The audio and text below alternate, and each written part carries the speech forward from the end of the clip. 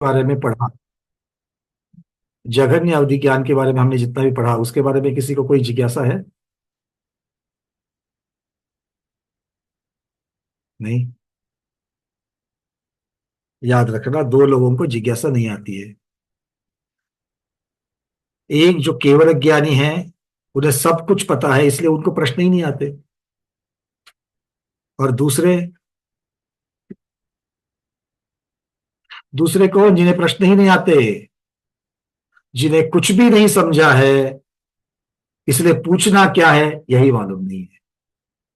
और बाकी प्रश्न किन्हें आते हैं? जो बीच में है, थोड़ा समझा है थोड़ा नहीं समझा है, तो जो नहीं समझा है उसके बारे में प्रश्न जरूर आएंगे, और जो समझ में आया है उससे नई जिज्ञासाएं उत्पन्न होती है तो भी प्रश्न आएंगे। हाँ भाई, चलो बहुत बढ़िया, एक हाथ तो ऊपर आ गया। हाँ सुनीता दीदी पूछिए। अब तक जितना हुआ उतने उसी के बारे में, क्योंकि जगन्य भेद के बारे में हमने सिर्फ द्रव्य और क्षेत्र की चर्चा करी है, काल और भाव की होगी, और फिर आगे के भेदों की चर्चा करेंगे। क्षेत्र के बारे में हमने देखा, वंदना भैया जी, हाँ दीदी। क्षेत्र के बारे में हमने देखा कि सूच्यंगुल के असंख्यक में भाग को पल्ले का असंख्यक में भाग का जो भाग देंगे और जो आएगा उतना क्षेत्र वो कम से कम जानेगा। हम्म। तो इसमें जो हमने सूच्यंगुल पकड़ा है वो उससे अंगुल पकड़ा है। जी हाँ, ये जगन्य हाँ तो के लिए, सिर्फ जगन्य भेद के लिए उच्छेदांगुल है। यहाँ से दूसरा तीसरा भेद जो ऊपर के भेद चले हो जाएंगे वो प्रमाणांगुल के हिसाब से। प्रमाणांगुल, वो प्रमाणांगुल होगा। लेकिन घनांगुल जो पकड़ा है अवगाहना का, तो वो फिर उससे दांगुल को 3 बार गुणा करके लिया है। देखो दीदी, घनांगुल जो होगा, वो घनांगुल 3 बार किससे गुना करेंगे? सुच्चंगुल को करेंगे। सूच्यंगुल को। हाँ, और सुच्चंगुल में आपने कौन सा कंसिडर किया है? उससे दांगुल ही किया है। उच्चंगुल किया है पहले भेद के लिए। आगे के भेद के लिए हाँ, सुच्चंगुल कौन बनेगा? प्रमाणांगुल जो है सुच्चंगुल बन जाएगा दूसरे के लिए। तो ठीक वहां है, प्रमाणांगुल ही होगा फिर। दूसरे भेद से आगे। दूसरे भेद से हाँ, आगे। जगन्य भेद के लिए उच्छेदांगुल ही लेना है। हाँ ठीक। ठीक है। धन्यवाद। और इसको कैसे जानेंगे? क्योंकि सूक्ष्म निगोदिया लब्ध्य पर्याप्तक जीव की जो अवगाहना है, शरीर की जो अवगाहना है, वो उच्छेदांगुल से ली जाती है। चलिए, निश, निशा दीदी ने आज नाम चेंज कर दिया। बोलो दीदी। वंदना भैया जी, मेरे को पूछना था कि सच्चांगुल जो है ना उसमें उच्चांगुल। लंबाई को ही देखते। सुच्चांगुल। हाँ। हाँ। और रतरांगुल में सूच्यंगुल लंबाई और देखो, चौड़ाई। सूच्यंगुल इज अ सिंगल एंटिटी। हाँ। सूच्यंगुल एक पंक्ति के जैसे है, एक लाइन सिंगल एंटिटी। उसको सिर्फ लंबाई रहती है, चौड़ाई मोटाई में कोई मतलब नहीं रहता वहां पर। प्रतर कब बनता है? प्रतर इज अ प्लेनर एंटिटी, और planar entity has got two sides. So लंबाई भी होगी चौड़ाई भी चौड़ाई होगी। चौड़ाई। ठीक है, तो उसका प्रतर और बनता है। हाँ, और घनांगुल में उसमें मोटाई भी ऐड हो उसमें जाती है, तो 3 थर्ड डायमेंशन ऐड हो जाता है उसको, तो वो घनांगुल बनेगा। ठीक है, ये सिंपल सिंपल गणित और ज्योमेट्री वाली बातें हैं ये सब। ठीक है, इसमें आगम ने इसको स्वीकारा है, आगम से आई है, इतना है। चलो, और कोई प्रश्न? बढ़िया। तो एक एक गाथा के बारे में कल हमने जो लिया है उसका सिर्फ थोड़ा सा रिवीजन कर लेते हैं। यहां से मैं गाथा वापस आपको शेयर कर रहा हूं, और फिर आगे बढ़ते हैं। नीरज जी पूछ रहे हैं, प्रमाण अंगुल से आगे का किस अंगुल में लेना है? हाँ, देखो अभी हम किसकी चर्चा कर रहे हैं? जगन्य अवधि ज्ञान कितना जानता है उसकी चर्चा कर रहे हैं। तो वहां पर उत्सव अंगुल से हमने सारी प्रक्रिया करी। अब इसके ऊपर भी तो ज्ञान होगा। इसके ऊपर मतलब क्षयोपम इसके ऊपर का, और जानेगा और भी सूक्ष्मता में, जानेगा और भी सूक्ष्मता में, जानेगा और भी सूक्ष्मता में। तो जगन्य भेद से दूसरा भेद और सूक्ष्म जानेगा, तीसरा भेद और सूक्ष्म जानेगा, चौथा भेद और सूक्ष्म जानेगा। तो ये दूसरे तीसरे चौथे भेद में आगे की कथाओं में आएगा। भाई कितना जानता है? अक्षर ज्ञान में एक अक्षर के बाद में दूसरा अक्षर का और एक अक्षर ज्ञान बढ़ जाता है। अनक्षरात्मक ज्ञान में गुणवृद्धि की अपेक्षा से ज्ञान बढ़ते गया। यहां पर ज्ञान कैसे बढ़ेगा? अवधि ज्ञान बढ़ेगा कैसे? जैसे मुझे अवधि ज्ञान अभी इस लेवल का है, अब नेक्स्ट लेवल का मुझे अवधि ज्ञान चाहिए, तो वो कैसे बढ़ेगा? उसे दूसरा भेद कहा, फिर तीसरा भेद, चौथा भेद, करते करते करते आप उत्कृष्ट देशावधि तक पहुंच जाओगे। और उत्कृष्ट देशावधि के बाद में फिर परमावधि का पहला भेद, दूसरा भेद। पहले भेद को हमेशा जगन्य भेद कहते हैं और अंतिम भेद को उत्कृष्ट भेद कहते हैं। मध्य भेद जो है बीच वाले, वो दो दो तीन चार इस प्रकार से चालू हो जाएंगे। ऐसा करते करते करते परमावधि के उत्कृष्ट भेद तक जाएंगे और उसमें अगला भेद सर्वावधि का भेद होगा। तो इस प्रकार से ये अवधि ज्ञान की पूरी रेंज हो जाएगी। ठीक है, भेद मतलब नेक्स्ट लेवल का क्षयोपशम, और उस क्षयोपशम की वजह से बदला हुआ द्रव्य क्षेत्र काल भाव का प्रमाण वो बदलते जाएगा। जैसे ये मेरे चश्मे का नंबर कितना है भाई? बोल दिया 2 नंबर है। अच्छा, अब क्या मैं कहता हूं कि 2 नंबर से मुझे नहीं दिख रहा है, डॉक्टर साहब आप अगला नंबर दीजिए। अब अगला नंबर कितना होता है? हो सकता है 2.1 हो, 2.2 हो, 2.3 हो, 2.4, तो 0.1 के हिसाब से बढ़ते बढ़ते बढ़ते जा रहा है। तो ये 0.1 का जो रेजोल्यूशन है, 0.1 की जो गैप है, उतने गैप के बाद में आपका एक एक एक एक भेद बन रहा है। तो अवधि ज्ञान में दूसरा भेद कितने में बनेगा, तीसरा भेद कितने में बनेगा, इसकी चर्चा अब आगे आ रही है, आज ही के क्लास में आ जाएगी। ठीक है, थोड़ा सा रिवीजन कर लेते हैं, इस प्रकार से चलेंगे।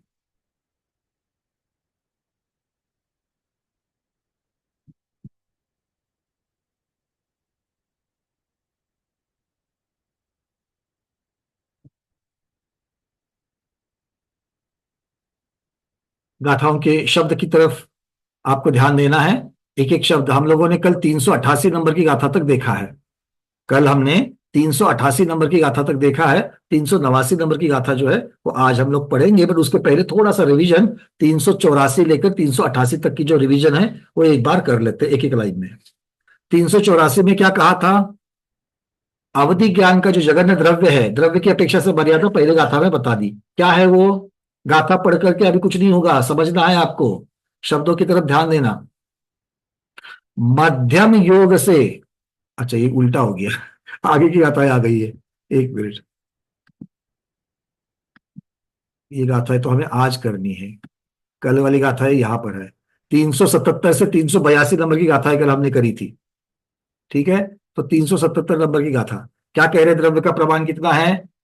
मध्यम योगज्यम, मध्यम योग से अर्जित या संचित क्या है? नो कम उड़ाल संचम। नो कर्म, नो कर्म, किसका नो कर्म? उड़ाल अर्थात औदारिक शरीर का, संचित किया हुआ। कैसे? सविसचयम, विसर्जोपचय सहित। और इसको क्या करना है? ये जो संख्या है ये कितनी है? समय प्रबंध की डेढ़ गुना हानि, 1.5 गुना हानि समय प्रबंध, ये संख्या आती है ये। इसको क्या करना है? विसर्जोपचय सहित, अर्थात विसर्जोपचय कितना होता है? तो नो कर्म वर्गना जितनी है 1.5 गुना समय प्रबद्ध, उससे अनंत गुना होती है, तो वो अनंत गुना वाला उसमें जोड़ दो। तो अनंत गुना में एक भाग मिलाने से अनंत ही हो जाएगा, तो अनंत 1.5 गुना हानि समय प्रबद्ध इतना हो जाएगा। इसको क्या करना है? लोय विभक्तम, लोक से विभाग करो, अर्थात लोक से इसको भाग दे दो। लोक से भाग दे दो मतलब लोक में जितने आकाश के प्रदेश है, असंख्यात प्रदेश है, उस असंख्यात से भाग दे दो, मतलब असंख्यातवा भाग ले लो। ये क्या है? जानदी, इतना द्रव्य कौन जानता है? अवरोहित अवदो नियमा। अवधि ज्ञान, कौन सा अवधि ज्ञान? जघन्य वाला अवधि ज्ञान है, वो नियम से इतना जानता है। अब क्षेत्र के बारे में 378 में बता रहे हैं। सुहमनिगो वत्म पज्जतयस्य जादस तदीय समयम ही अवरोगाहणमाणम जहन्नय ओहि खेतम तू। वो कह रहे हैं कि सूक्ष्म लब्ध पर्याप्तक निगो दिया जीव के उत्पन्न होने के तीसरे समय में शरीर की जो जगन्य अवगाहना होती है, उतना प्रमाण जगन्य अवधि ज्ञान का क्षेत्र जानता है, या उतना क्षेत्र जानता है। इतने क्षेत्र में, इतने छोटे क्षेत्र में जो जगन्य अवधि ज्ञान जानता है, उसमें असंख्यात जगन्य द्रव्य बैठते हैं। उसमें कितने द्रव्य, जगन्य द्रव्य बैठते हैं? असंख्यात जगन्य द्रव्य बैठते हैं। मतलब जगन्य द्रव्य की अवगाहना क्षेत्र की, जगन्य क्षेत्र की अवगाहना से कितनी हो गई? असंख्यात गुना कम हो गई। क्लियर हो गई बात?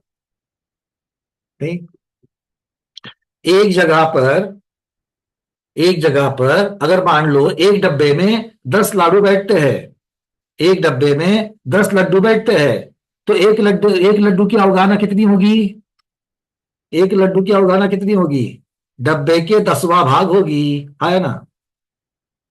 यही बात यहां पर कह रहे हैं कि जो क्षेत्र बताया गया है वो डब्बा है, और अंदर लड्डू जो है वो कौन है? जगन्य द्रव्य है। तो जगन्य द्रव्य कितने बैठे एक डब्बे में? असंख्यात बैठे। तो एक जगन्य द्रव्य की अवगाहना कितनी होगी? डब्बे का असंख्यातवां भाग। डब्बा मतलब कौन है यहाँ पर? जगन्य क्षेत्र। तो जगन्य क्षेत्र का असंख्यातवां भाग होगी। आ गई बात समझ में?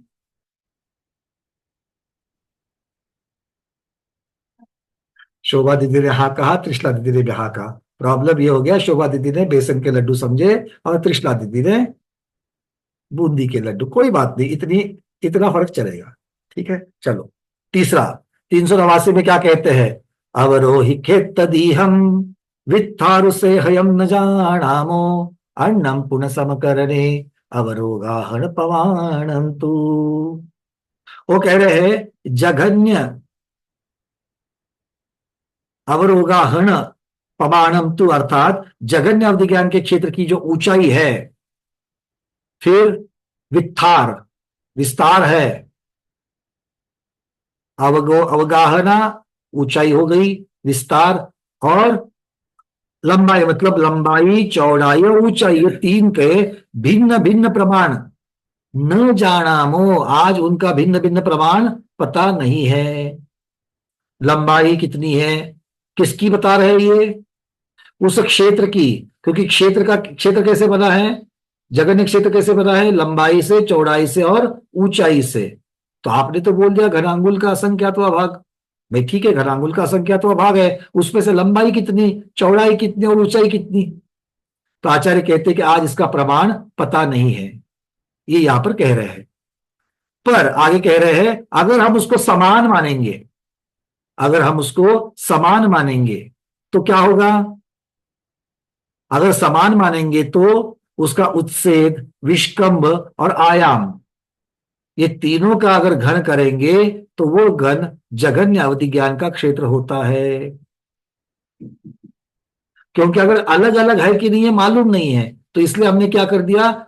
लंबाई चौड़ाई मोटाई तीनों को समान समान समान विभागनी कर दी। ये यहां पर कह रहे हैं, किसमें कह दिया? ये 380 में कह दिया था। अवरोगाहन प्रमाणम उससे अंगुल असंख भागस सूयस्य घनपदरम होदिहु तक्षित सब करणे। ये बात कह दी कि हम समान समान मानेंगे। अब चलते 381 की तरफ। 381 में क्या है? अवरम अर्थात जघन्य, अवरम तो ही खेतम उससे हम अंगुलम हवे जम्हा सुहमो गाहनमाणम उवरिपमाणम तो अंगुलयम। जघन्य अवधि ज्ञान क्षेत्र का प्रमाण, अभी अभी जो चर्चा हम लोग कर रहे थे, कहा गया हमारे ऊपर कर दीदी। देखो आपका और नीरज जी देखना, यहां पर ये उत्तर आ गया आपके प्रश्नों का, गाथा प्रमाण के साथ में है। 381 में कह रहे हैं, क्या कह रहे हैं? अवरम तो ही खेतम, जघन्य अवधि ज्ञान का जो क्षेत्र है उसका प्रमाण किससे है? उससे है अंगुल, उत्सेद अंगुल से किया गया है। और क्योंकि सूक्ष्म अवगाहना से ऊपर की अवगाहना है, प्रमाणांगुल से है। सुहमोगाहनमाणम उवरिपमाणम, ऊपर के जो प्रमाण है वो पमानम तो अंगुलयम, प्रमाण अंगुलय से होती है। तो दूसरे भेद से आगे वाले जितने भी प्रमाण है वो प्रमाणांगुल से दिए गए हैं, और जो पहला प्रमाण है जगन्य का है वो किससे दिया गया है? किससे दिया गया है? जगन्य अवधि ज्ञान का कौन से अंगुल से दिया है? निशा दीदी ने बता दिया, दीपा दीदी बताओ। उच्छेद अंगुल से दिया है जगन्य। बहुत बढ़िया दीदी। उत्सेद अंगुल और व्यवहार अंगुल में कितना फर्क होता है? 500 पट ज्यादा होता है। उत्सेद अंगुल से व्यवहार अंगुल 500 गुना ज्यादा होता है, दीपा दीदी कह रहे हैं। अंजलि दीदी नागपुर, उत्सेद अंगुल से व्यवहार अंगुल कितना होता है? उतना ही बराबर है। दीपा दीदी ने सही कह दिया। चलिए बहुत हाँ। बढ़िया। और कौन बताएगा? रजनी दीदी, उत्सेद अंगुल और व्यवहार अंगुल में क्या फर्क है? 500 गुना। 500 गुना है। दीपा दीदी प्रमाणम, वाक्यम प्रमाणम। चलो, और नेहा दीदी कितना है? निशा दीदी कितना है बताइए? 500 गुना। 500 गुना। स्मिता दोषी दीदी? भैया उत्सांगुलच व्यवहारांगुल म्हणतात ना. बहुत सुंदर। उत्सेद अंगुल को ही व्यवहार अंगुल कहते हैं, पर्यायवाची शब्द है। हाँ तो नहीं, गुना कौन सा होता है? प्रमाणांगुल होता है। प्रमाणांगुल। हाँ 500 गुना कौन होता है? प्रमाणांगुल होता है। प्रमाणांगुल. जितने लोगों ने गलत उत्तर दिया है अपने कॉपी में लिख देना अभी अभी एक बार। हे बाय. नहीं, हम उच्छेद अंगुल से प्रमाण अंगुल ही बोले. हाँ वही बोल रहे थे। उत्सेद अंगुल से प्रमाणांगुल नहीं, हम उत्सेद अंगुल से व्यवहार अंगुल पूछे हैं। तो एक ही प्रमाण प्रमाण अंगुल समझ के 500 पट बोले. अरे आपने कुछ भी समझाओ, सामने घोड़ा खड़ा है और आप समझो कि हमने समझा खड़ा है। अच्छे अच्छे घोड़े को गधे कर जाओगे आप लोग, है ना? हमने ऐसे भी नहीं वही समझा समझा. दीदी। जो है वही बोलना पड़ेगा ना, हमने क्या समझा उसको क्या मतलब है। चलो बहुत बढ़िया, बट बातें समझ में आ रही है। बीच बीच में हम आपको यही पूछेंगे क्योंकि ये पक्का ही होना है। नहीं तो मत बताना आपने गोबटसार पढ़ी है, और अगर पढ़ी है तो पढ़ी है, हमसे नहीं पढ़ी है। ठीक है ना? चलो आगे करें। क्लियर हो गया? चलो भाई, सुच्चंगुल में और व्यवहारांगुल में क्या फर्क है? अंगुल शिवाय 500 पट. सुच्चंगुल और व्यवहारांगुल में क्या फर्क है? सुच्चंगुल और व्यवहारांगुल, सुच्चंगुल और व्यवहारांगुल में क्या फर्क है? कुसुम दीदी कलकत्ता, सुच्चंगुल और व्यवहारांगुल में क्या फर्क है? सूच्यांगुल के तो भेद है, प्रमाणांगुल और ये सब। भैया पूरा भी नहीं पता, सुबह तो 3-4 क्लास छुट्टी हुई अभी। अरे ये अभी की बात ही नहीं है, नहीं है, नहीं है, मार्गना में आ रहा है ये। नहीं भैया सच्ची बोल रही हूँ, अभी कुछ भी याद नहीं आ रहा। याद नहीं आ रहा, कोई बात नहीं, कोई बात नहीं। याद देखो, हमें इसलिए तो इसके ऊपर चर्चा करनी है। हाँ ठीक याद है। कैसे रखे इसको, है ना? बिल्कुल बात। एक बार उनको पूछ लेते। चंदा जवाहरिया दीदी बताओ, सुच्चंगुल और व्यवहारांगुल कैसे संबंध लगाएंगे? देखो, हमको अब हमेशा बताया गया है कि गणित में एक ऐसी भी चीज होती है, जैसे मान लो मेरे पास एक गिनने का माप है। आप लोग हिंदी में क्या कहोगे उसको? मेजरिंग का एक कंटेनर है। मार्केट में जाओगे और अगर आप बोलोगे कि मेरे को 1 लीटर तेल चाहिए, खुला तेल, अब तक तो पैकिंग में आता है। बचपन में हमने क्या देखा था? डिब्बा रहता है, डिब्बे को खोल देंगे, उसके अंदर एक मेजरमेंट का माप डाल देंगे 1 लीटर का, और 1 लीटर आपके बर्तन में दे देंगे, हाँ या ना? तो वो जो 1 लीटर का जो माप है, उससे हमने तेल मेजर कर लिया। सुबह सुबह हमारे घर में कौन आता है? ग्वाला आता है दूध लेकर के। उसको हमने बोला 1 लीटर दूध दे दे। उसने क्या किया? उसने वैसा ही माप, सेम आइडेंटिकल उसके पास भी था, उसने अपने किटली के अंदर डाल करके उसने अब क्या मेजर करके दिया? दूध किया। तो वो जो मापन का जो उपकरण है, 1 लीटर को मापने का जो उपकरण है, क्या वो बदल गया? उसके अंदर का द्रव्य बदल गया, पर वो उपकरण बदल गया क्या? नहीं। तो यहां पर उपकरण का नाम है सुच्चंगुल। उपकरण का नाम क्या है? सुच्चंगुल। और द्रव्य का नाम क्या है? जैसे तेल है, दूध है, पानी है, वैसे द्रव्य का नाम क्या है? उत्सेदांगुल, प्रमाणांगुल या आत्मांगुल। ये 3 द्रव्य हमारे पास है। ठीक है? अब आप बताओ उपकरण से क्या मापना है? ये गणित गणित के ऊपर डिपेंड होगा, विषय के ऊपर डिपेंड होगा। आपको चाय बनानी है तो दूध मापना पड़ेगा, आपको पूरियां तलनी है तो तेल माप करके लेना पड़ेगा, हाँ या ना? बस ऐसे ही अभी के जघन्य अवधि ज्ञान के प्रकरण में हमें क्या माप करके लेना है? उत्सेदांगुल माप करके लेना है। मापोगे किससे? मापोगे किससे? सुच्चंगुल से मापेंगे। परफेक्ट, ये अब बात बैठ गई दिमाग में। सुच्चंगुल क्या है? उपकरण है, उसके अंदर कौन सा द्रव्य डाल रहे हो कोई मतलब नहीं है। क्लियर है? तो द्रव्य जो डाले जाएंगे वो हमेशा व्यवहारांगुल या उत्सेदांगुल, एक ही नाम है। प्रमाणांगुल और आत्मांगुल, ये 3 है। ये 3 है।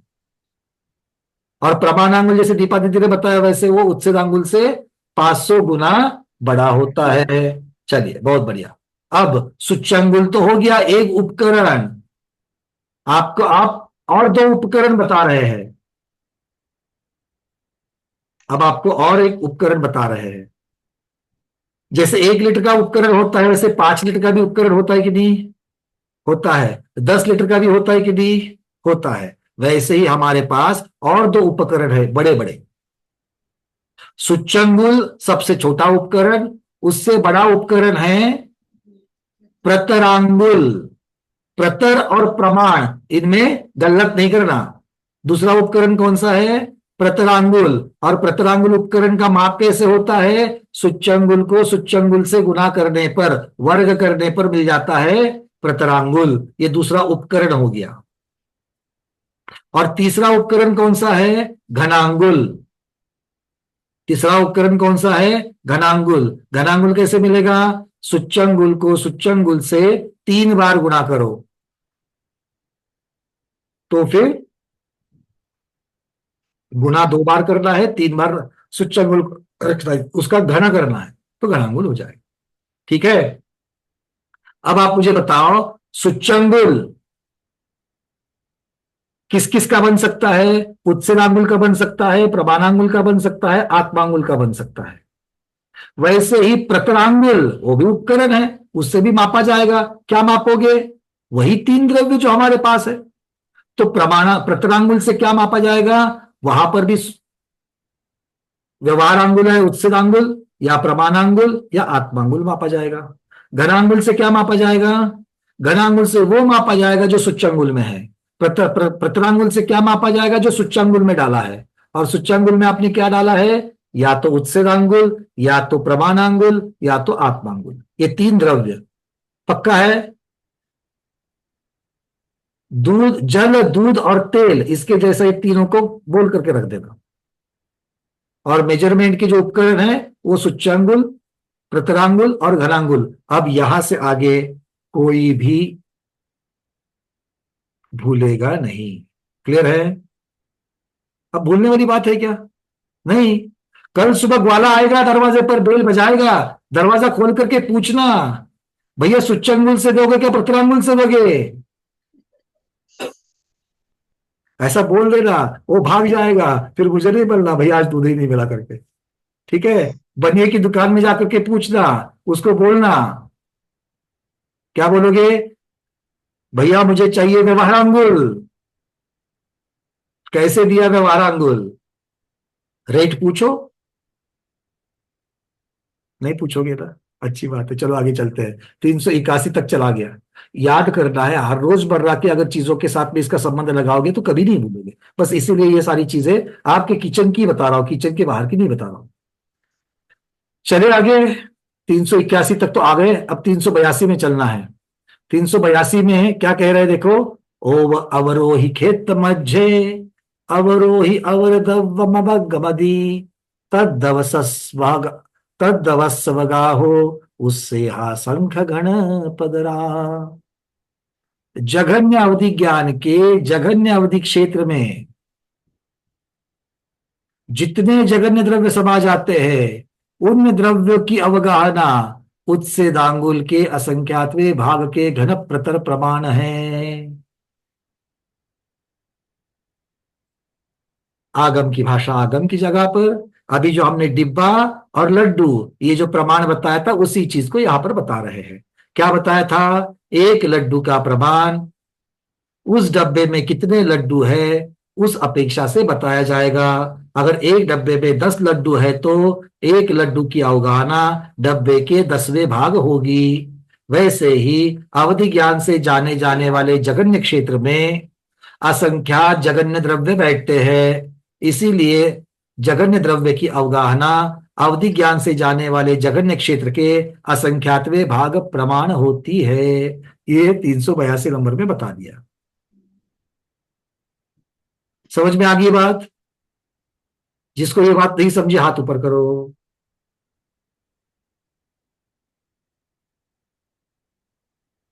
हाँ त्रिशला शाह दीदी पूछिए। अंगुल हे माप आहे काय भैया जी? अंगुल यहाँ हाँ। पर दो चीजें हैं। अंगुल अंगुल मेन जो अंगुल है, का अर्थ होता है। अगर आप सुच्चंगुल कहोगे तो वो मोज माप करने का उपकरण हो जाएगा। अगर आप हाँ अंगुल को शब्द को अगर आप उससे व्यवहार के साथ लगा दोगे, प्रमाण के साथ लगा दोगे, आत्म के साथ लगा दोगे, तो फिर वो द्रव्य बनेगा। द्रव्य मतलब जिसको मापा जाना है वो, हाँ हाँ हाँ और हाँ। जिससे मापा जाएगा वो माप। वो माप कौन सा है? सुच्चंगुल। अंगुल शब्द सब जगह पर आएगा, सुच्चंगुल, प्रतरांगुल और घनांगुल। तेच मला कळलं नाही भैयाजी, अंगुल अंगुल काय भानगड आहे म्हणजे? आता समजलं तुम्ही सांगितलं. हाँ, भानगढ़ काहीच नहीं है, काही बड़ी नाहीये. सीधी बात है। जटिल बात होगी तो भानगढ़ हो जाएगी, ये सीधी बात है।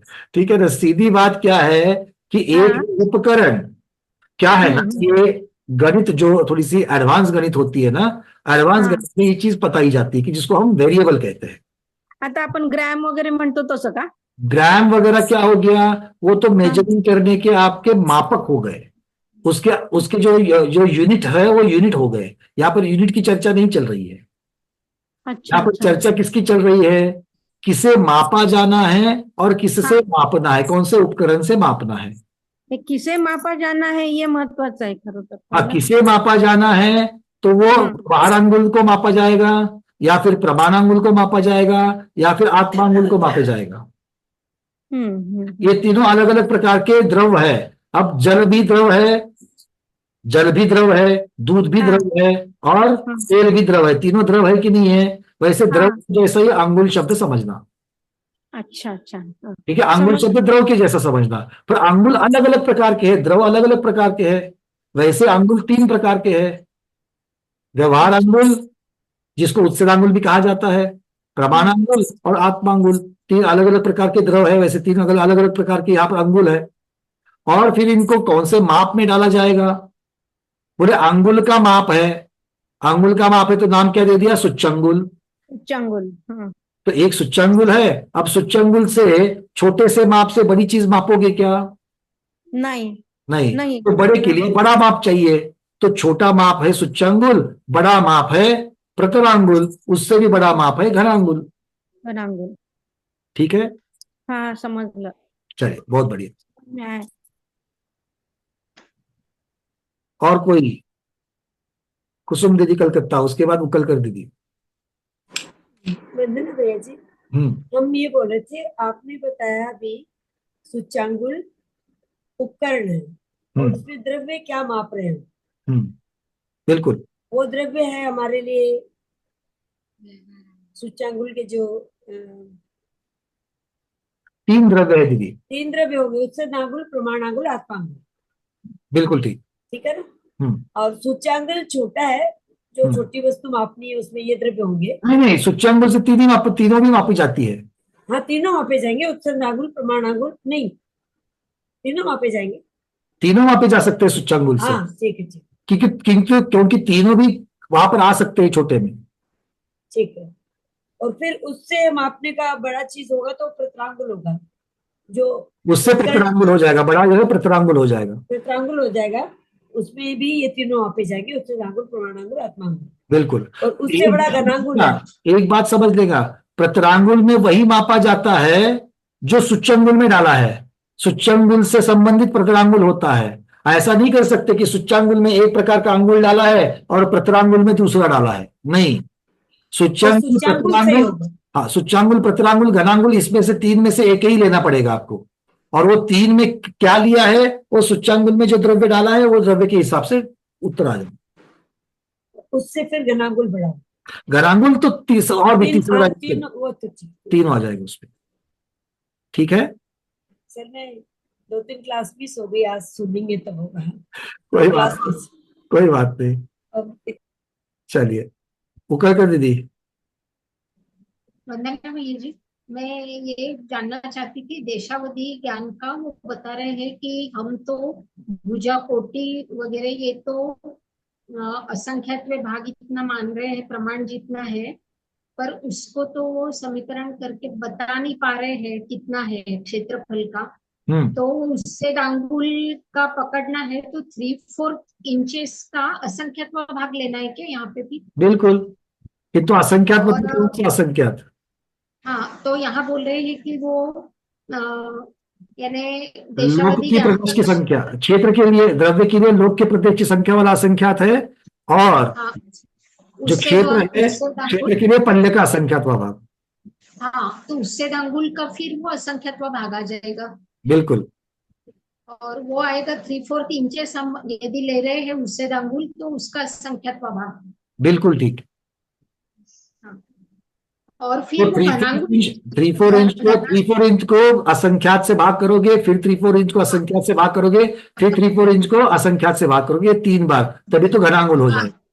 तो घनांगुल हो जाएगा, तो फिर वो तो बहुत ही छोटा हो जाएगा ना भैया। तो इसीलिए तो जगन्य क्षेत्र की चर्चा कर रहे हैं ना, बहुत छोटा हो जाएगा। ये हाँ, तो देखो छोटा फिर हो भी जाएगा। कितना छोटा है, ये कितना छोटा है। जो जगन्य द्रव्य हम लोगों ने देखा था, ऐसे असंख्यात जगन्य द्रव्य उस पर बैठते हैं, मतलब क्षेत्र से द्रव्य कितना छोटा है समझेगा आपको। बराबर। अवधि ज्ञान से जो क्षेत्र जानते हैं तो भी बड़ा कहना चाहिए, क्योंकि उससे असंख्यात गुना छोटा द्रव्य जान रहे हैं। बराबर। ठीक है, चलिए। फिर भी हाँ, एक मिनट अनम्यूट करिए। ये रूपी में ही आएगा। सारा का सारा रूपी, इसीलिए तो चर्चा कर पा रहे हैं। नहीं तो अगर यानी धर्म द्रव्य के बारे में चर्चा करते तो कैसे समझता। हमारा क्षोभक्षम नहीं है, पर इतने रूपी पदार्थ भी सूक्ष्म है, इतना ज्ञान हो जाता है। बिल्कुल, बन परिवार और सर्वावधि तो परमाणु तक जानेंगे, हाँ, बिल्कुल जानेंगे। हाँ, ठीक है भैया। चलिए, हर एक दी। हमने जगन्य क्षेत्र निकाल, वंदना भैया, जगन्य क्षेत्र के लिए ही सूच्यंगुल का उपयोग किया ना, व्यवहार अंगुल से ये व्यवहार अंगुल का मतलब वो सूच्यंगुल का ही यूज करेंगे इसके लिए, या बाकी नहीं। दोनों का भी करेंगे? देखो, सूच्यंगुल मापन है, तो या तो हाँ, सूच्यंगुल उपयोग करो, या तो प्रतरांगुल करो, या घनांगुल करो। तो हम यहाँ पर घनांगुल का कर रहे हैं। तो जब घनांगुल कर रहे हैं तो घनांगुल किसकी अपेक्षा से? तो उत्सेदांगुल की अपेक्षा से। हाँ, हाँ, घनांगुल से क्या मापोगे? हम मापेंगे उत्सेदांगुल, जगन्य भेद के लिए। इसके आगे वाले भेद के लिए हम द्रव्य बदल देंगे, अब हमको वो नहीं मापना है। अब हम किससे मापेंगे? अब हम मापेंगे प्रमाणांगुल से मापेंगे। ठीक है, हाँ। चलिए। दीपा दीदी, आपका हैंड रेज है? नहीं है, निकाल दीजिए उसको। चलिए, अब चलते आगे। आप लोगों ने जो प्रश्न पूछे हैं वो प्रश्न कल के भाग के बहुत कम हैं, पिछली मार्गना के ज्यादा पूछ रहे हो। चलिए अरविंद जी पूछिए। मुन्ना भैया जी, इस हाँ, सूच्यांगुल में जो मतलब व्यवहार अंगुल या उत्सांगुल है, और प्रमाण अंगुल और आत्मानुंगल है, वो सूच्यांगुल का ही पार्ट है, और जो प्रत्रांगुल और घनांगुल है वो सूच्यांगुल का ही मतलब पार्ट। प्रत्रांगुल में घनांगुल आएगा, बराबर? नहीं, देखो, आपको 6 चीजों को अलग करना है। हम्म। 3 उपकरण है, यस। 3 द्रव्य है। ओके। तीनों द्रव्य जो है वो तीनों द्रव्य सूच्यांगुल में भी आ सकते हैं, तीनों द्रव्य प्रतरांगुल में भी आ सकते हैं, तीनों द्रव्य घनांगुल में भी आ सकते हैं। विषय के हिसाब से कोई तो आपको एक उपकरण उपयोग में लाना पड़ेगा। जहां पर आप लोग ग्राम वाला सोना मापने के लिए ग्राम वाला लाते हो, आप किलो वाला लेकर के जाते हो क्या? नहीं जाते हो। और अगर मान लो दुकान में जाकर के दाल खरीदनी है तो हम क्या करते हैं? 5 किलो दे दो, 4 किलो दे दो, वहां पर किलो वाला यूज करते हैं। और दुकानदार जब गोडाउन में बोरिया रखवाता है वो क्विंटल का, टन का उपयोग में लाता है। तो हर एक जगह पर की रिक्वायरमेंट अलग अलग है। वैसे ही गणित की भी रिक्वायरमेंट अलग होती है। कई जगह पर सूच्यांगुल, जहां पर सिर्फ एक पंक्ति की बात होती है, ठीक है।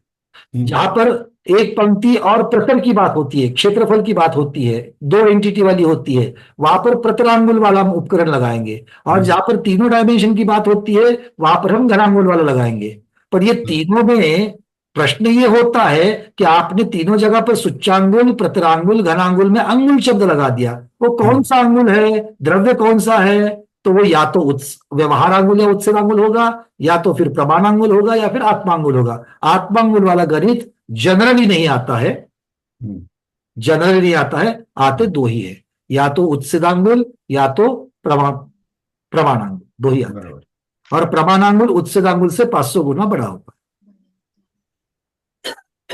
सॉरी, उस्सांगुल से प्रमाणांगुल 500 इंटू 500 500 गुना, जैसे योजन में भी होता है, लघु 4 योजन इंच इंटू 500 इंटू 500, उच्छेदांगुल इंटू 500 इज प्रमाणांगुल। और प्रमाणांगुल से आत्मांगुल। देखो उसका कोई संबंध नहीं है, ओके। आत्मांगुल कीप्स ऑन वेरिइंग, क्योंकि आत्मांगुल जो है वो उस काल के जीवों की अपेक्षा से है, उनकी अवगाहना की अपेक्षा से। वो छठे काल में अलग होगा, पंचम काल में अलग होगा, चतुर्थ काल में अलग होगा। बस भैया जी, बस ये समझ गया अभी। तो इसका जो अपन जो अवधिक ज्ञान में जो घटाते हैं, जगन्य किसे जगन्य जगन्य, वो जो समझाया ना, इससे ये बेसिक आ गया कि अपना द्रव्य का जो मेजरमेंट है। चलिए अब इसको अवधि ज्ञान के साथ साथ कैसे जोड़ना है ठीक वो है। देख लेते हैं। ठीक है, अब ठीक है। इसमें से उच्छेदांगुल को ले लो और घनांगुल से मापन करेंगे। ठीक है। ठीक है, तो उच्छेदांगुल वाला, उच्छेदांगुल का घनांगुल कैसे बनेगा? उच्छेदांगुल गुना उच्छेदांगुल गुना उच्छेदांगुल, ये बराबर। करने से घनांगुल आ गया। ये मान लो इतना हो गया, ठीक है। समझने के लिए, क्योंकि ये क्या है, ये सारा आकार ही तो है। ठीक है। ये वर्गणा इतनी हो गई। अब इस वर्गणा का ये जो आकार है, इस आकार का असंख्यातवां भाग लेना है। इसका एक असंख्यातवां टुकड़ा तोड़ करके ले लीजिए। बराबर। अब ये जो असंख्यातवां टुकड़ा है, इतनी जगह पर, इतनी छोटी सूक्ष्म जगह पर रखा हुआ द्रव्य अवधि ज्ञान जगन्य से जानता है। जगन्य से मतलब कम से कम इतना तो जानता ही जानता है, इसके ऊपर का तो जानेगा ही जानेगा, पर इतना तो जानेगा ही जानेगा। अब इससे भी सूक्ष्म जानना है तो फिर हमें अवधि ज्ञान की ताकत बढ़ानी पड़ेगी। यस। ठीक है, चलिए। वरना भैया जी, थैंक यू। ये क्षेत्र की अपेक्षा हो गया। द्रव्य की अपेक्षा कैसे करोगे? द्रव्य की अपेक्षा अब हम असंख्यात का भाग तो देंगे, किंतु असंख्यात का भाग, असंख्यात का टुकड़ा किसका निकालेंगे? तो ये जो शरीर की जो संचित की हुई जो वर्गणा है, नौ कर्म वर्गणा विसर्जोपचय सहित, उसको लोक का प्रदेश की जो संख्या असंख्यात है, उस असंख्यात का टुकड़ा निकालेंगे। और वो टुकड़ा कितना छोटा है? वो टुकड़ा कितना छोटा है? बहुत छोटा है, बहुत सूक्ष्म है। उतने सूक्ष्म मटेरियल को भी जानेगा अवधि ज्ञान। कम से कम तो उतना जानेगा ही जानेगा, उससे बड़े तो जानते ही जानते, फिर उसको कम अगर और उससे सूक्ष्म जानना है तो ऊपर ऊपर वाले अवधि ज्ञान को जानना पड़ेगा।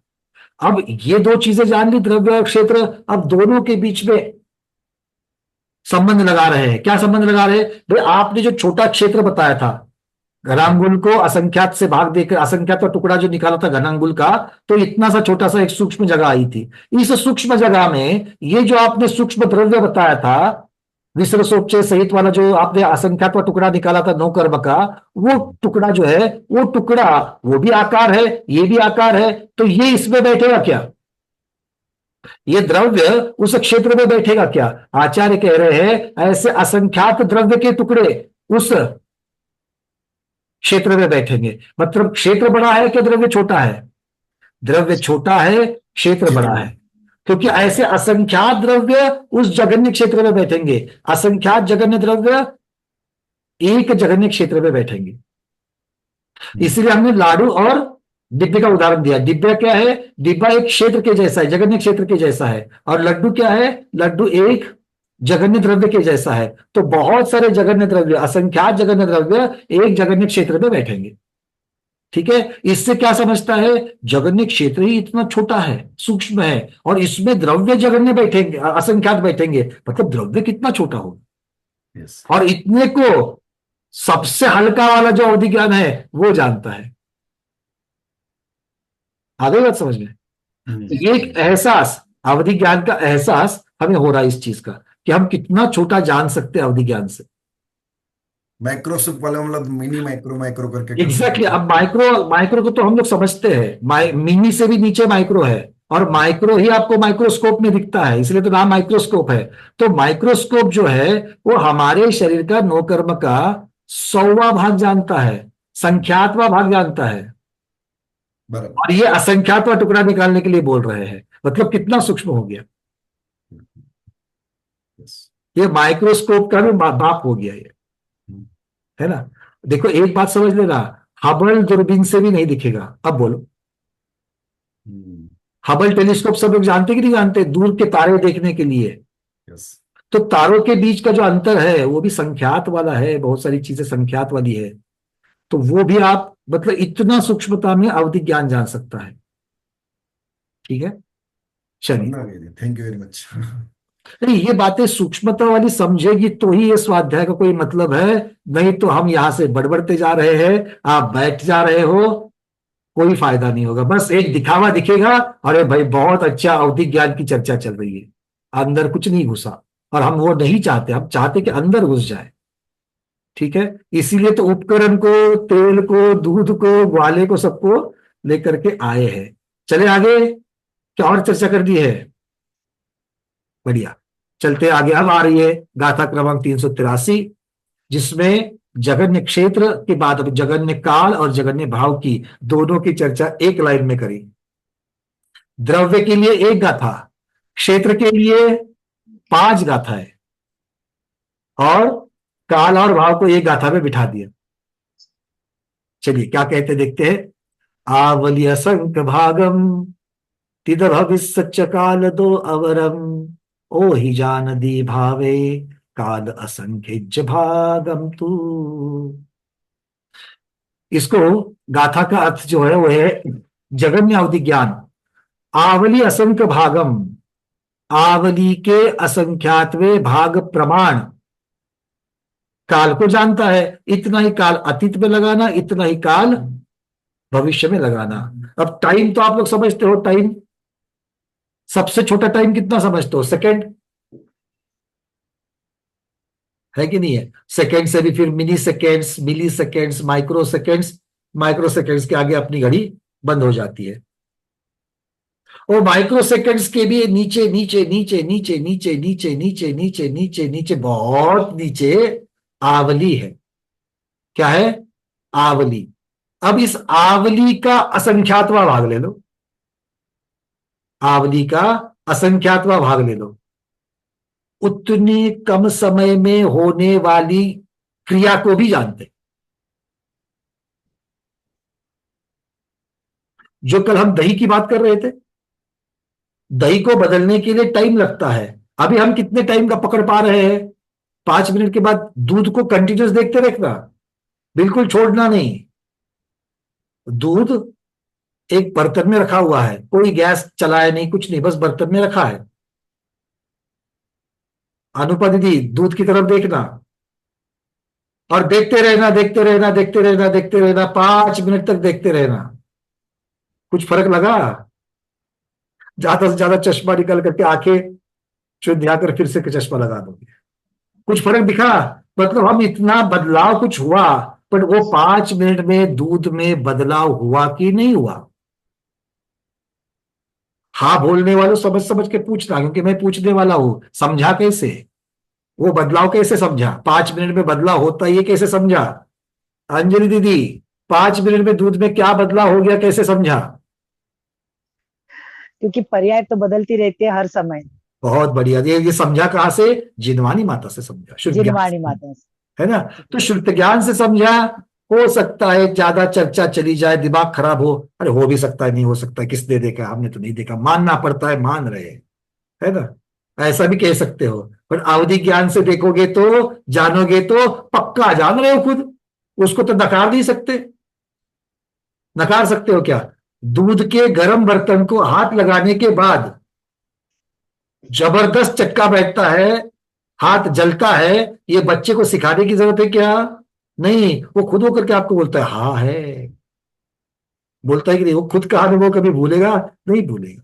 वैसे ही अवधि ज्ञान से आप खुद अब अनुभव करने जा रहे हो। कितना कह रहे? अरे मिनट गिनट छोड़ दो, 1 मिनट में 60 सेकंड, 1 सेकंड में 1000 माइक्रो सेकंड, और वो माइक्रो सेकंड से भी नीचे नीचे नीचे जाकर के आवली, और वो आवली का असंख्यातवां भाग, तो कितना कम समय है।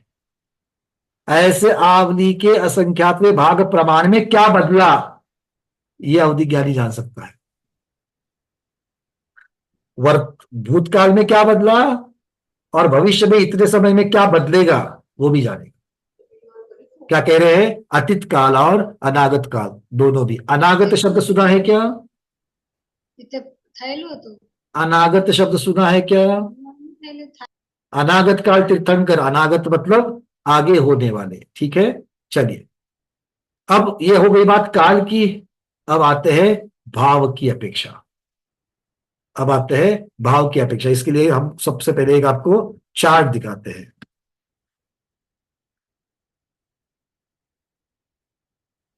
ये ऊपर काल का है और नीचे भाव का है। भूतकाल में कितना जाना? आवली के असंख्यातवें भाग प्रमाण। भविष्य काल में आवली के असंख्यातवें भाग प्रमाण। अब भाव में देख लेना।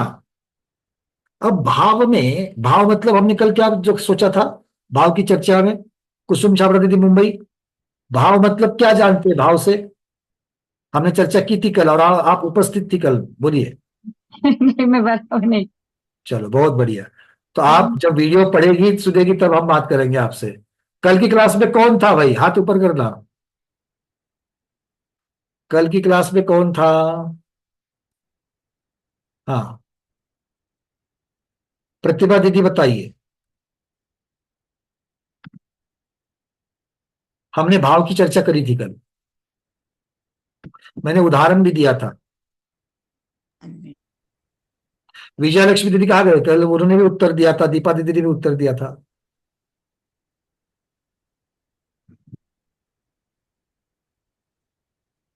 प्रवीणा दीदी बोलो। गुणों में कितने बदलाव है ये जानते हैं। बहुत सही, गुणों में जितने बदलाव आए। प्रवीणा दीदी आप बताओ। गुणों में बदलाव परिवर्तन हुआ, यह जानना भाव है। बहुत सही। तो गुणों में दो प्रकार के बदलाव होते हैं। गुण के प्रकारों में बदलाव हो सकता है, जैसे मिठास है, खटास है, ये दो अलग अलग हो गए, तो इनमें फर्क हो सकता है। और मिठास कितनी कम हो गई, खटास कितनी बढ़ गई, तो एक ही गुण में भी जो बदलाव आता है, अलग अलग गुणों का बदलाव और एक गुण का बदलाव, इन सबको जानना क्या है? भाव कहलाता है। ये क्या कहलाता है? भाव कहलाता है। तो फिर से, जो हमने दूध रखा था, अब दूध जो है वो हमने कुछ भी बदला नहीं है, ना गर्म किया है ना ठंडा किया है, ला करके ओटे पर रख दिया। आवली के असंख्यातवें भाग प्रमाण, दूध में क्या बदलाव हुआ वो उतने समय का हमने काल की अपेक्षा जाना, और क्या क्या बदलाव हुआ ये भाव की अपेक्षा से जानेंगे। दूध में क्या बदलाव हुआ? दूध का वर्ण बदल गया, दूध का टेस्ट बदल गया, दूध का गंध बदल गया, दूध का स्पर्श भी बदल जाता है। कितने समय में?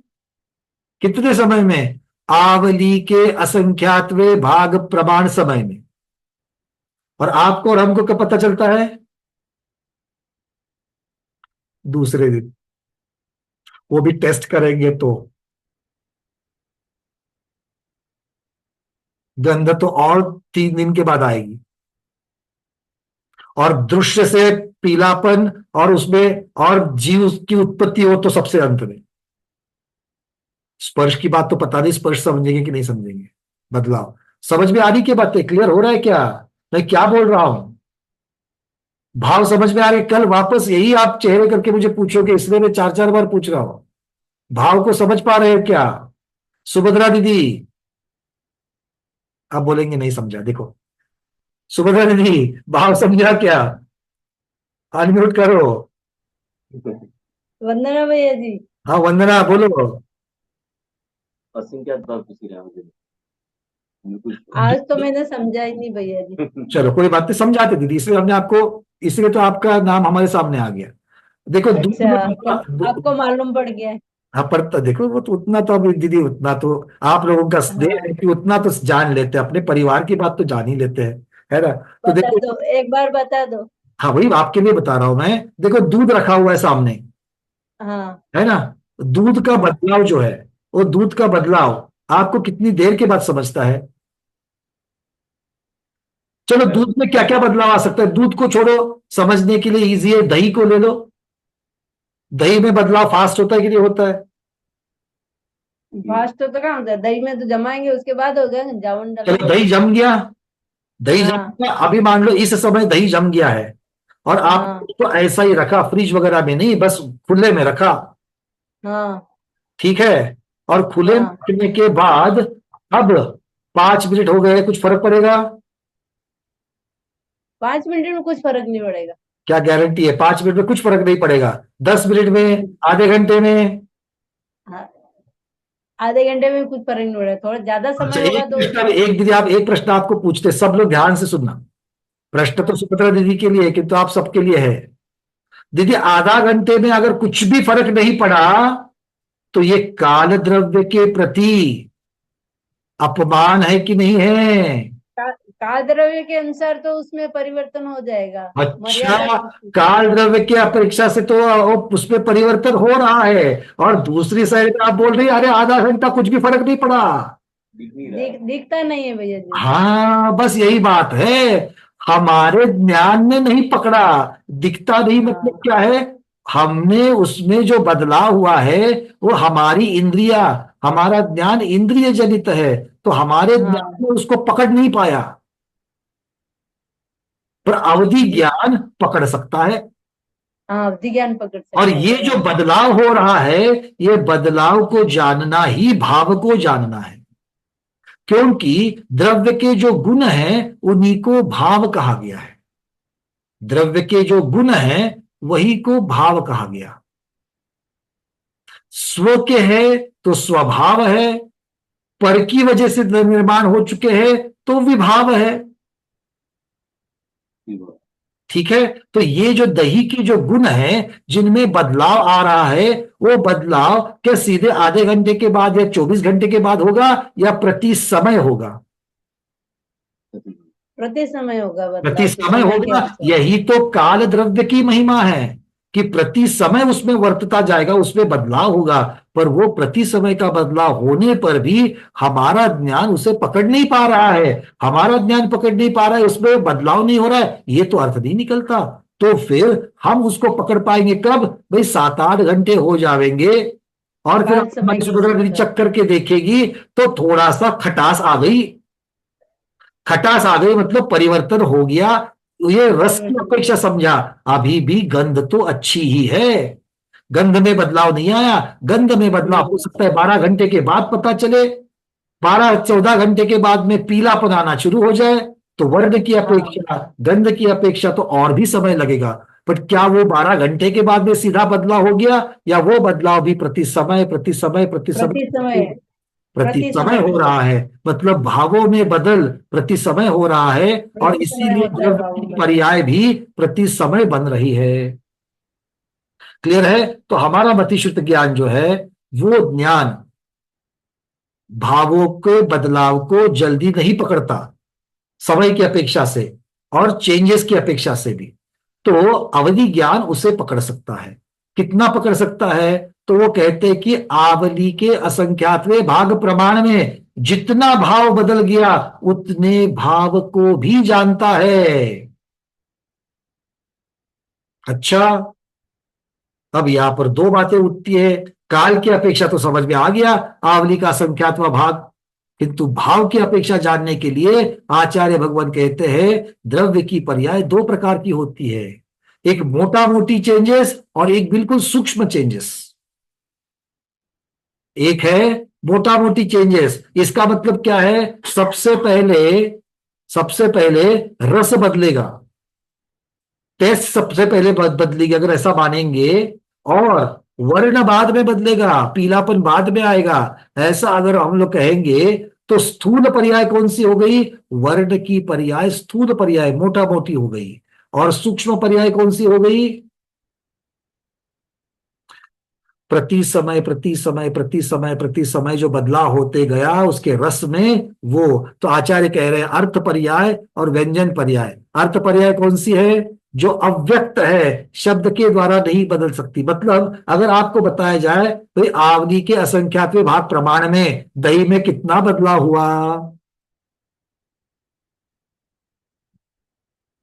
चलो छोड़ो, आप दर्पण के सामने खड़े हो, आप दर्पण के सामने खड़े हो, अभी तक कोई रंग रंगोटी नहीं करी है, बस खड़े हो और 5 मिनट बीत जाए, 5 मिनट चेहरे में कोई बदलाव हुआ? नहीं हुआ? क्या गारंटी है? अरे 5 मिनट से आपका चेहरा बूढ़ा हो गया, आपको नहीं दिख रहा है उसको छोड़ दो, पर 5 मिनट के लिए वो तो बूढ़ा पक्का हो गया। यही बात कह रहे हैं कि आपको अब कितना बूढ़ा हो गया 5 मिनट में, बता पाओगे? नहीं। पर अगर किसी को 15 वर्ष के बाद देख रहे हो तो क्या कहते हो? अरे तेरे बाल झड़ गए, अरे तू मोटा हो गया, अरे झुर्री आ गई, अरे तू काला पड़ गया। मतलब व्यक्त कर सकते हैं शब्दों में, हाया ना? जो बदलाव व्यक्त कर सकते हैं वो होती है स्थूल पर्याय, जिसे व्यंजन पर्याय कहते हैं, जिसे व्यंजय पर्याय कहते हैं। किंतु ये स्थूल पर्याय एकदम से हो रही है क्या? नहीं, वो धीरे धीरे धीरे धीरे चेंज हो रही है। और ये धीरे धीरे चेंज होना, सूक्ष्मता में चेंज होना, यही कहलाता है अर्थ पर्याय या अव्यक्त पर्याय। जो अर्थ पर्याय है उसे हम व्यक्त नहीं कर सकते, शब्दों में नहीं कह सकते। ठीक है? क्लियर है? चलिए, अब आचार्य भगवान कह रहे हैं कि ऐसी कितनी स्थूल पर्याय को जानता है, ऐसे कितने सूक्ष्म पर्याय को जानता है, क्योंकि वही तो भाग हो जाएगा। तो जगन्य काल के असंख्यातवें भाग प्रमाण स्थूल पर्याय को जानता है। मतलब आवली के असंख्यातवें भाग प्रमाण में उतने समय में जो असंख्यात स्थूल पर्याय बदली, जो असंख्यात स्थूल पर्याय बदली, असंख्यात गुणों में, गुण में असंख्यात बदलाव आए, उन असंख्यात बदलाव को जान सकता है कौन? जगन्य अवधि का भाव प्रमाण। और अर्थ पर्याय को जगन्य काल के असंख्यात भाग प्रमाण सूक्ष्म पर्याय को भी जानता है। तो आवली के असंख्यातवें भाग प्रमाण में जितनी पर्याय हो सकती है उसके असंख्यातवें भाग प्रमाण को भी ये जानता है, उसमें से एक को जानेगा। तो आवली के असंख्यातवें भाग प्रमाण समय में जितने बदलाव होते हैं उतने बदलाव में से एक बदलाव को जानेगा, मतलब उतनी सारी बदलाव को जानेगा। क्लियर है?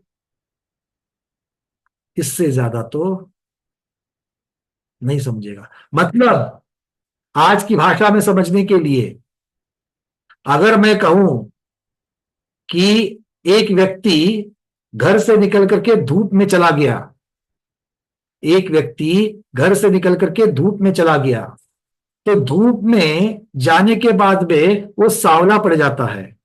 टैनिंग होती है ना, टैनिंग आज की भाषा में। हाँ, तो 5 मिनट में कितनी होगी? 5 मिनट में कितनी होगी? ना के बराबर हम समझ ही नहीं पाएंगे, हमारी अपेक्षा से, आपकी अपेक्षा से तो ना के बराबर। किंतु वो 5 मिनट में अगर 1 सेकंड में भी कितनी होती है उसको भी जानेगा। और 1 सेकंड के असंख्यातवें भाग प्रमाण में कितनी बार कितना टैनिंग बढ़ गई ये भी जानेगा। समझ रहे हो? इतना सूक्ष्म अवधि ज्ञान जानता है। और इसीलिए आपने एक कथा सुनी होगी, किसी के सौंदर्य की चर्चा देवलोक में सौधर्मेंद्र महाराज स्वयं कर रहे थे। वो स्वयं कर रहे थे। वो देख करके दो देवों के मन में ईर्ष्या जाग गई। अरे सौधर्मेंद्र, साक्षात स्वयं सौधर्मेंद्र किसी के सुंदरता की चर्चा करे, है कौन वो? चलो जाकर के पृथ्वी पर देखते हैं। तो पृथ्वी पर जाकर के देखते हैं तो वो व्यक्ति सरोवर में नहाता होता है। और सरोवर में नहाते वक्त उसको पहली बार वो देख रहे हैं, उनके मुख से निकल जाता है, क्या सौंदर्य है। सचमुच में सौधर्मेंद्र महाराज जो वर्णन कर रहे थे उस वर्णन से पता नहीं चलता उसी से कितना ज्यादा ये सौंदर्य इस व्यक्ति को मिला हुआ है। फिर यथावकाश वो व्यक्ति सरोवर से निकल करके वस्त्र आदि परिधान करके अपने दरबार में जाकर के, राजा है वो, पर अपने दरबार में जाकर के सिंहासन पर बैठ जाते हैं, और ये दो देव मनुष्य का रूप लेकर के उनके दरबार में चले जाते हैं। और जाने के बाद अब जब उनकी तरफ देखते हैं तो वो कहते हैं, अरे अभी थोड़ी देर पहले इनका जैसे हमने मुख कमल देखा था, इसमें कितना बदलाव हो चुका है। ये वो सुंदरता नहीं रही, इनकी सुंदरता में तो बदलाव आ चुका है। और बाकी लोगों को आधे घंटे में कोई बदलाव दिखेगा सुंदरता में?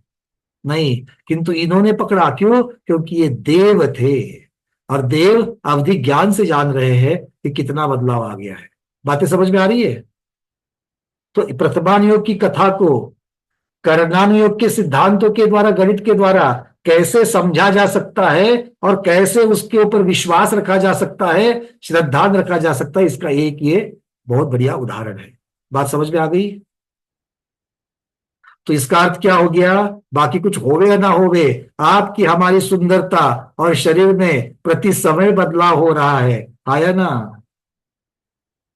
इसलिए उसको रंग रंगोटी करके उसके पीछे ज्यादा लगना चाहिए, या आत्मा को सुंदर बनाने के पीछे लगना चाहिए। क्लियर है? आधे ने भी हाँ नहीं बोला है, कोई बात नहीं, प्रश्न तो आ गए, प्रश्न के ऊपर चलते हैं। हाँ चलिए, उकर दीदी आपने अनम्यूट कीजिए आपका प्रश्न। भैया जी, मेरा प्रश्न ये था कि जो यहाँ बताया जगन्य अवधि ज्ञान के भाव की अपेक्षा से, तो काल में तो असंख्यक में भाग प्रमाण, अवधि के असंख्यक में भाग प्रमाण भाव को पकड़ता है ये बताया। तो अवधि तो युक्ता संख्यक, जगन्य युक्ता संख्यक अवधि है, उसका असंख्यक हम ले लेंगे, लेकिन उसका भी असंख्यक भाग भाव में आएगा ना? उसका अभी तक यहाँ पर उन्होंने गणित की अपेक्षा से, अब भाव की चर्चा आगे और डिटेल्स में चलेगी, तो कौन सा वाला असंख्यात लेना है इनके और सूत्र में डाल करके और डिटेल में और आगे करेंगे। अभी यहाँ पर मोटा मोटी में असंख्यात पकड़ते हैं। तो मेरा पहले गाथा की अपेक्षा से भी एक प्रश्न है कि जैसे हमने घनांगुल को डिटेल में समझा, वैसे वहां पल्ले का असंख्यात भाग में देते हैं, तो पल्ले का असंख्यात कौन सा लेना है? यानी कि जो परिता संख्या, जघन्य परिता संख्या थे वो लेना है क्या? इसकी चर्चा तो आगे आएगी, क्षेत्र की अपेक्षा से जब गाथा आएगी तब हम ले लेंगे। ठीक है, ठीक है, चलिए। हाँ जी अरविंद जी। वंदना भैया जी, जो आपने जो अभी एग्जांपल दिया जो राजा का या जो देवों का, वो व्यंजन पर्याय में स्थूल पर्याय आएगा ना? 5 मिनट बाद, मतलब बाद में दरबार में जो देखा, इसको स्थूल ही गिनेंगे ना? स्थूल पर्याय किसे कहते हैं? जो शब्दों में व्यक्त की जाती है, बिल्कुल शब्दों में व्यक्त की जाती है, इसलिए उसको स्थूल पर्याय कहा। और जो अव्यक्त है उसे सूक्ष्म पर्याय, अर्थ पर्याय कहेंगे। बराबर। और जो काल में अपन समय कंसिडर करेंगे, मतलब एक दही का जो उदाहरण दिया, और इसमें रस रूप कण वर्ण में जो चेंज आएगा, बराबर, वो उसका पर्याय जो बदला, मतलब गुण बदला, वो भाव में आएगा। बिल्कुल बराबर, वरना भैया समय काल में आएगा, और जो गुण बदला, गुण में कितना बदलाव आया वो भाव में आएगा। इसमें रस रूप गण वर्ण सब भी आएगा ना? सारे जितने भी बदलाव होंगे वो सारे। ओके। अलग अलग गुणों में और एक गुण में कितना बदलाव आया, दोनों भी आएंगे। बराबर, वरना भैया। चलिए और कोई? तो फिर अब यहां से हम चलेंगे, अब ये सारा जघन्य अवधि का प्रकरण पूर्ण हो गया। अब जघन्य अवधि के बाद अब अवधि ज्ञान और सूक्ष्म सूक्ष्म सूक्ष्म होते जाएगा। ठीक है, ये कहां से शुरुआत हो गई? जघन्य देशावधि से शुरुआत हो गई। अब देशावधि का दूसरा भेद, देशावधि का तीसरा भेद, इस प्रकार से चर्चा चलती जाएगी।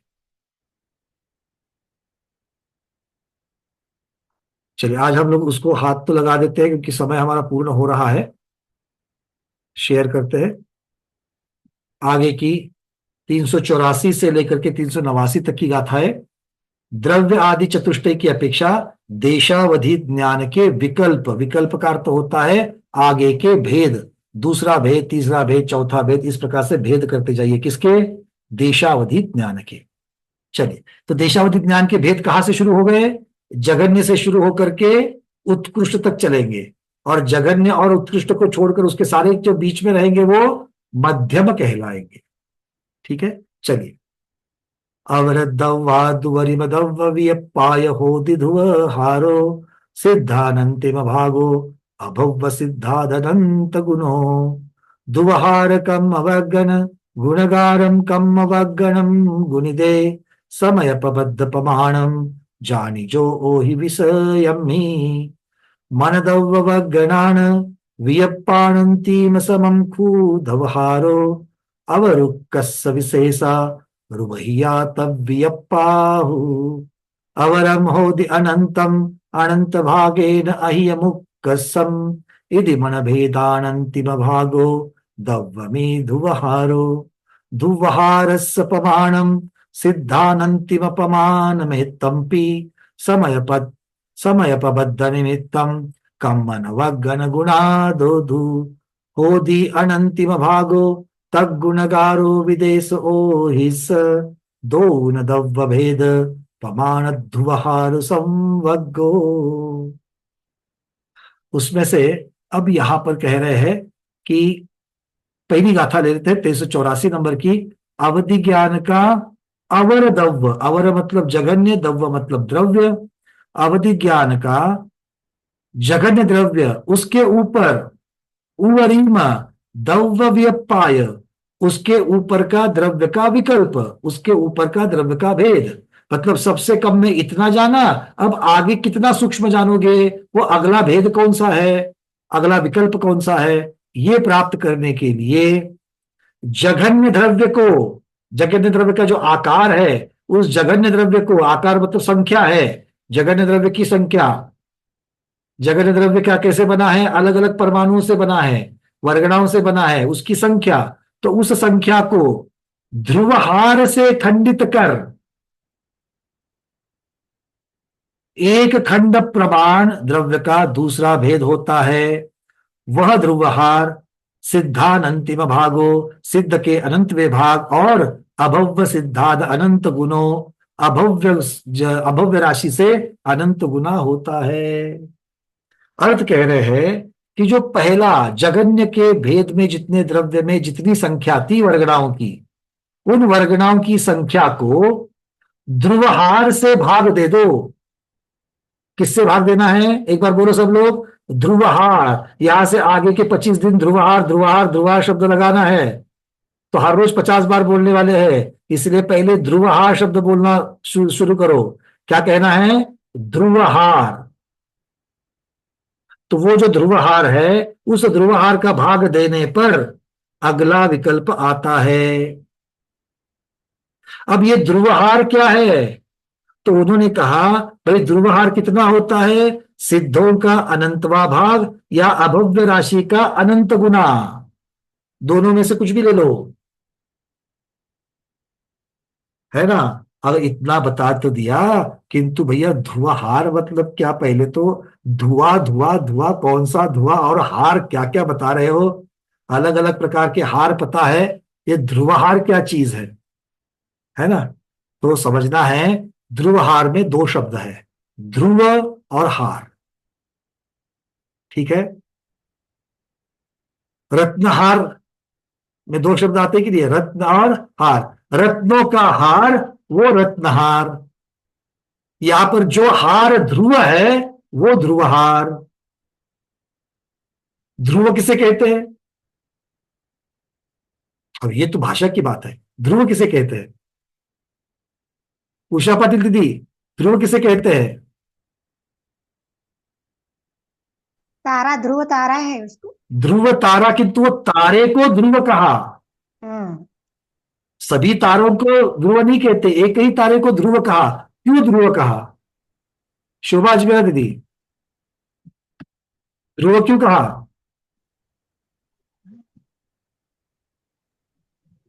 निश्चित, निश्चित। चलिए, और अटल है, स्थिर है। अटल है, स्थिर है, और बिल्कुल सही जा रहे हो, बट अभी हमारे लिए और एक थोड़ा सा एक नजदीक वाला, शाश्वत है। शाश्वत है। और प्रतिभा दीदी बताओ,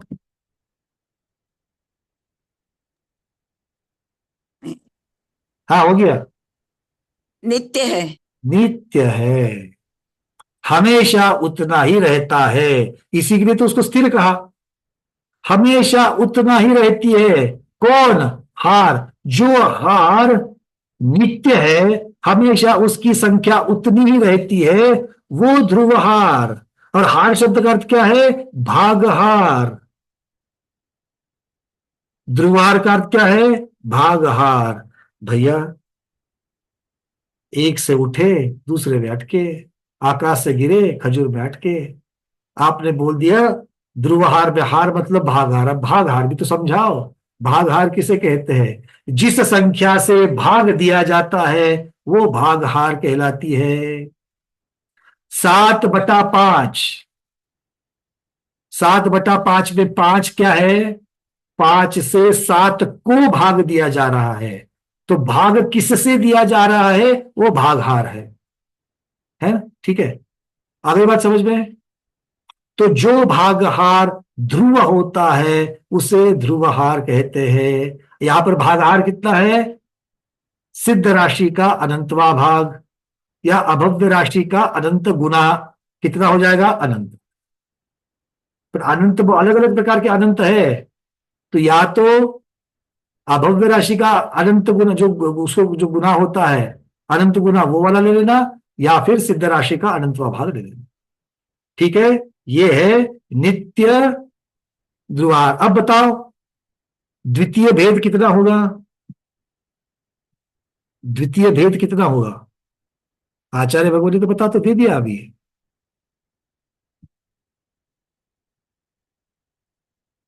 दूसरा विकल्प कैसे निकालेंगे? पहले वाले विकल्प को ध्रुवहार से भाग देना, आ गया दूसरा विकल्प।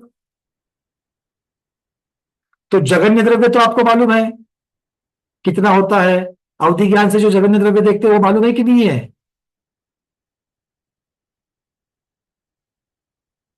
कितना होता है जगन्य द्रव्य अवधि ज्ञान से, कितना जानते हो? मध्यम योग से अर्जित विसर्सोपचय सहित औदारिक शरीर का संचित, वो लोक से भाजित जितना द्रव्य आएगा वो द्रव्य, वो जगन्य द्रव्य है। तो इस संख्या को सिद्ध भगवान के अनंतवें भाग से भाग दे दो, अनंत भाग, अनंत का भाग दे दो। किससे? सिद्ध भगवान की राशि के अनंतवें भाग से भाग दे दो, तो उत्तर बड़ा आएगा कि छोटा आएगा? पहले से इतना तो बता दो। अच्छा, अभव्य राशि कितनी है इस संसार में? अभव्य राशि कितनी है? अनंत है, उसको अनंत का गुना करना है, कितना होगा? अनंत ही होगा। सिद्ध भगवान कितने हैं? सारिका दीदी गिन करके बताइए, सिद्ध भगवान कितने हैं? अनंत अनंत है। बहुत बढ़िया, अनंत अनंत है, उसका अनंतवा भाग करना है, कितना होगा? अनंत का अनंतवा भाग अनंत ही आएगा। तो इसका मतलब है हमें अनंत से भाग देना है। किसको? उस मध्यम योग से अर्जित विसर्सोपचय सहित औदारिक शरीर की जो वर्गना है, उस वर्गना की संख्या को लोक से भाजित जो संख्या है जगन्य द्रव्य की, उसको अनंत से भाग। तो जगन्य द्रव्य को अनंत से भाग देने पर जगन्य द्रव्य से बड़ी संख्या आएगी या कम संख्या आएगी?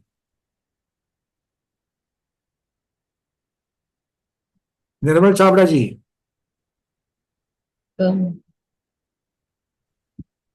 छोटी संख्या आएगी। बहुत बढ़िया, अनंत गुना। अनंत गुना छोटी संख्या आएगी। अनंत गुना। मतलब जो अवधि ज्ञान से जगन्य अवधि से जान रहे थे, दूसरा विकल्प कितना जानेगा?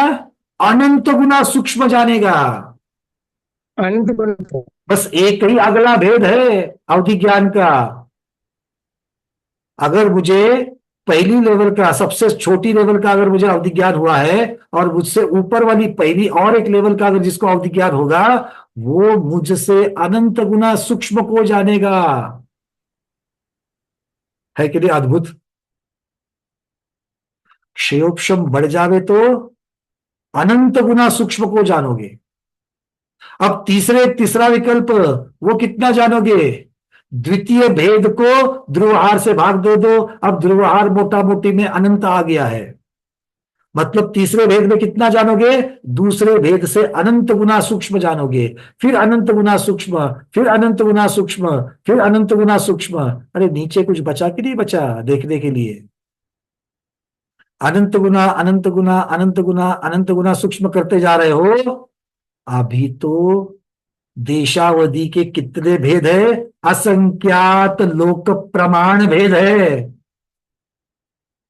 और एक एक भेद में अनंत अनंत गुना सूक्ष्मता को प्राप्त कर रहे हो। तो उत्कृष्ट देशावधि कितना देखता होगा? बात समझ में आ रही है? असंख्यात लोक प्रमाण बार अनंत गुना हीन करो,